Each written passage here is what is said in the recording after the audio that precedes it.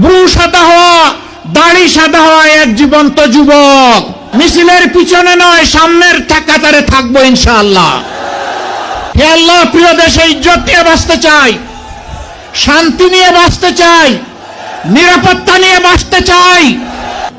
আমার বাড়ি সারা বাংলাদেশ। আমাকে লোকেরা জিজ্ঞেস করে আপনার ঠিকানা, আমি বলি সাধারণ পরিবহন সমগ্র বাংলাদেশ। এই বাংলাদেশটাকে আমরা সবাই চাই, শিওর সবাই চাই। আল্লাহকে হাত তুলে দেখান। হে রব্বুল আলামিন, তুমি সাক্ষী থাকো। আল্লাহ, তুমি সাক্ষী থাকো। আমরা তোমার কোরআনের ভিত্তিতে একটা ইনসাফের মানবিক বাংলাদেশ চাই, যেখানে মানুষ সবাইকে সম্মান করবে, ভালোবাসবে। এই বাংলাদেশটা আল্লাহ তুমি আমাদেরকে দান করো।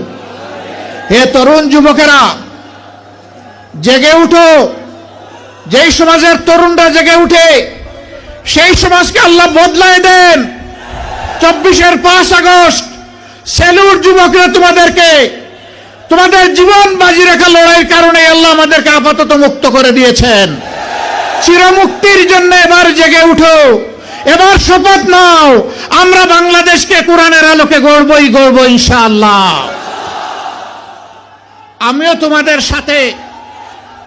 তোমাদের সাথে চুল পাকা, ব্রু সাদা হওয়া, দাড়ি সাদা হওয়া এক জীবন্ত যুবক।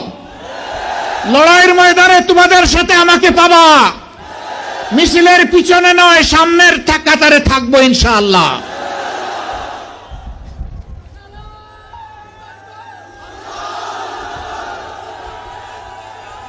আমাদের যুবকেরা আমাদের স্বপ্ন, আমাদের যুবকেরা আগামীর বাংলাদেশ।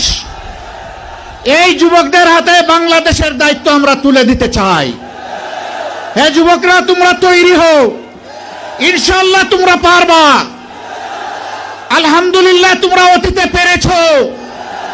আমরা তোমাদেরকে বুকে আলিঙ্গন করে কপালে চুমু দিয়ে তোমাদেরকে এগিয়ে দিব ইনশাআল্লাহ।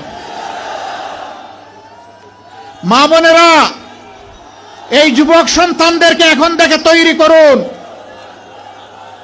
আল্লাহর কাছে তৌফিক চান। হে আল্লাহ, প্রিয় দেশে ইজ্জত নিয়ে বাঁচতে চাই, শান্তি নিয়ে বাঁচতে চাই, নিরাপত্তা নিয়ে বাঁচতে চাই। এই জন্য আমার সন্তানকে তোমার কাছে ওয়াকফ করে দিলাম। আমি মায়েদের কাছে সেই আহ্বান জানাবো।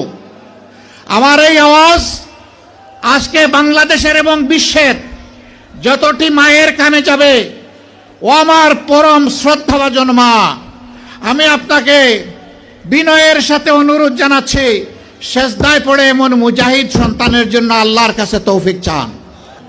আমার বাড়ি সারা বাংলাদেশ। আমাকে লোকেরা জিজ্ঞেস করে আপনার ঠিকানা, আমি বলি সাধারণ পরিবহন সমগ্র বাংলাদেশ।